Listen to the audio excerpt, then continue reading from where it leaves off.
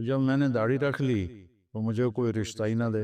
14 برس نواسوں کو سنبھالنا شادی کے بعد اور ایک چھوٹے سے کوارٹر میں، یہ احسان میری نسلیں بھی نہیں چکا سکتی۔ پھر میں بیرون کے سفر جا رہا ہوں بچوں کو سنبھال، میں اور میری بیویاں دونوں مل کے جا رہے ہیں 4 مہینے کے لیے، پیچھے میرے بچوں کو سنبھالا ہوا ہے۔ مبشر مدثر کی جو والدہ ہیں کہتے ہیں جو لوگوں کا شکر ادا نہیں کرتا وہ اللہ کا بھی شکر ادا نہیں کر سکتا۔ من لم یشکر الناس لم یشکر اللہ، اگر تم لوگوں کا احسان نہیں مانتے اور ان کا شکر ادا نہیں کرتے ہو تو تم اللہ کے شکر گزار بھی کبھی نہیں بن سکتے۔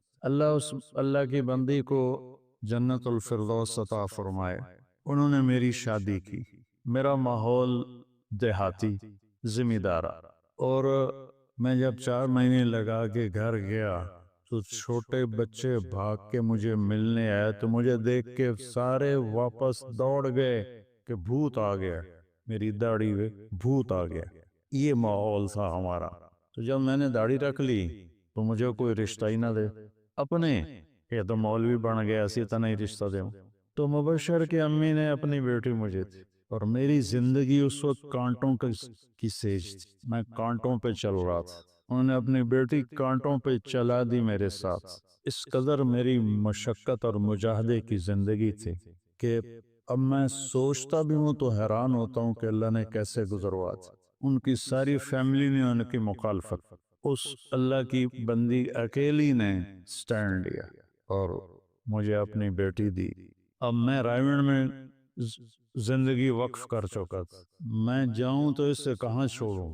گاؤں لے جاتا ہوں تو ماحول کوئی نہیں، زبان ایک نہیں ہے، کلچر ایک نہیں ہے، ساری چیزوں کے باوجود تنہائی اور تہذیب کا فرق وہ جان لیوا ہوتا ہے، اور یہاں اس کو الگ رکھوں تو پھر اس کی کفالت کون کرے؟ میں تو رائے میں ہوں۔ 2 مہینے کے بعد بھی چھٹی مانگتے تھے تو ڈانٹ پڑتی تھی کہ اتنی جلدی جانا چاہتے ہو۔ شادی کے بعد 2 ہفتے گزار کے میں رائمنڈ گیا تو عبدالعاظ صاحب نے میری کلاس لی کہ تو 2 ہفتے لا کے آ گیا، اتنی دیر کر دی۔ تو ایسا ماحول، تو انہوں نے اپنی بیٹی کو اپنے گھر رکھا، میرے بچوں کو سنبھالا 14 برس، جب تک وہ بڑے نہیں ہوئے میں الگ نہیں ہو سکتا تھا۔ کہ وہ بڑے ہوئے تو پھر میں نے الگ اپنی ترتیب بنائی۔ 14 برس نواسوں کو سنبھالنا شادی کے بعد، اور ایک چھوٹے سے کوارٹر میں، کوئی محل نہیں تھا، کوئی مالدار نہیں تھے، سفید پوش تھے بالکل۔ یہ احسان میری نسلیں بھی نہیں چکا سکتی کہ اللہ تعالیٰ ان کو عالی شان درجات نصیب فرمائے۔ پھر میں بیرون کے سفر جا رہا ہوں بچوں کو سنبھال، میں اور میری بیویاں دونوں مل کے جا رہے ہیں 4 مہینے کے لیے، پیچھے میرے بچوں کو سنبھالا ہوا ہے۔ 2 دفعہ میرا سفر 4 4 مہینے کا ہوا، پھر حج کے سفر ہر سال، پیچھے بچے اکیلے، ان کو مدثر سنبھالتا تھا، مبشر سنبھالتا تھا، اور ان کی بہنیں، ان کی والدہ، یہ پورا خاندان، انہوں نے میرے اوپر اتنا بوجھ ڈالا ہے کہ میں مرتے دم تک اس بوجھ کو اتار نہیں سکتا ہوں، اس کا میں حق نہیں ادا کر سکتا ہوں۔ اللہ ان کو کروڑ کروڑ جنت نصیب فرمائے، ایسا کوئی نہیں کرتا ہے۔ شادی کے بعد بیٹیاں بوجھ بن جاتی ہیں، لیکن اس نے 14 برس اس بوجھ کو اٹھایا، خوشی کے ساتھ اٹھایا۔ ان کے والد اللہ ان کے درجے بلند فرمائے، وہ اللہ کے ولی تھے، ان کو دنیا سے دونوں میاں بیوی کو دنیا سے رغبت ہی کوئی نہیں تھی، بہت اچھی زندگی گزاری، بہت اچھی آخرت بنائی، اللہ ان کے درجے بلند فرمائے۔ یہ اس طرح کے بوجھ اٹھانے والی ماں کوئی کوئی ہوتی ہے، باپ کوئی کوئی ہوتا ہے۔ تو میں اپنے بچوں کو بھی کہتا رہتا ہوں کہ تمہارے نانے نانی، تمہارے ماموں، تمہاری خالائیں، انہوں نے تم پر جو احسان کیا ہے اسے کبھی بھلانا نہیں ہے۔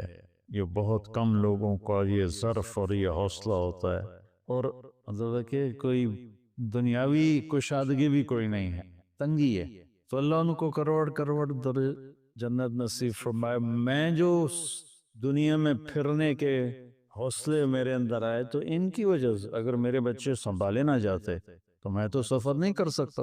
میرے بچے کے ماموں نے، خالاؤں نے، نانی نے، نانا نے بچوں کو سنبھالا، اور میں پوری دنیا میں اللہ نے مجھے پھرایا، اور اللہ نے میری آواز کو پورے عالم میں پہنچایا لگایا. والدین چلے جائیں تو ان کے لیے ایصال ثواب کرتے رہنا چاہیے. میرے والد فوت ہوئے تو میں نے 10 نفل ان کے لیے پڑھنے شروع کیے روزانہ. پھر میری والدہ فوت ہوئیں تو 10 نفل ان کے لیے شروع کیے. یہ پچھلے دنوں میں بیمار ہو گیا ہوں سر درد کی وجہ سے تو میرے نفل چھوٹ گئے. تو میں نے اپنے باپ کو خواب میں دیکھا، کہہ رہے میرا خرچہ ہی بند کر دیتا ہی. مجھ سے کہہ رہے میرا خرچہ ہی بند کر دیتا ہی، ساری زمین تو تینوں دے دیتی ہے، میرا خرچہ ہی بند کر دیتا ہے. میری آنکھ کھلی تو مجھے فوراً پتہ چلا کہ میرے نفل چھوٹے ہوئے ہیں، تو سر درد کی وجہ سے میں پڑھ نہیں پا رہا تھا. تو اب جو تلافی ہے وہ ہے ایصال ثواب سے. ان کے لیے آپ نفل پڑھیں، صدقہ دیں، دعا کریں، بہن بھائی آپس میں محبت سے رہیں. اس سے والدین کی روح کو ٹھنڈک پہنچتی ہے. اللہ تعالیٰ ان کے درجے بلند فرمائے. اللہم لک الحمد کما انت اہلہ فصل علی محمد کما انت اہلہ وفعل بنا ما انت اہلہ انک اہل التقوی و اہل المغفرہ. اللہم اغفر لها ورحمها وابدلها دارا خیرا من دارها ومالا خیرا من مالها وأہلا خیرا من اہلها. یا اللہ تو مبشر اور مدثر کو دنیا آخرت کی عالی شان درجات نصیب فرما، ان کی قبر کو روشن فرما، دونوں میاں بیوی کو اعلیٰ علیین میں جگہ نصیب فرما، جنت الفردوس ان کا مقام بنا. دنیا میں جو ان کے انسان بشر و کمیاں کوتاہیاں ہوئیں وہ اپنے فضل سے معاف فرما. اور یا اللہ سارا دن وہ قرآن پڑھتی تھیں، ہم اس کے گواہ ہیں. اور جس کا قرآن کے ساتھ دل لگ جاتا ہے وہ تیرا محبوب بن جاتا ہے.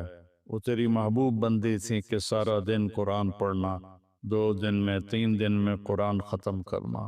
ان کی اس نیکی کو قبول فرما اور ان کو جنت الفردوس کے بھی عالی مقام نصیب فرما.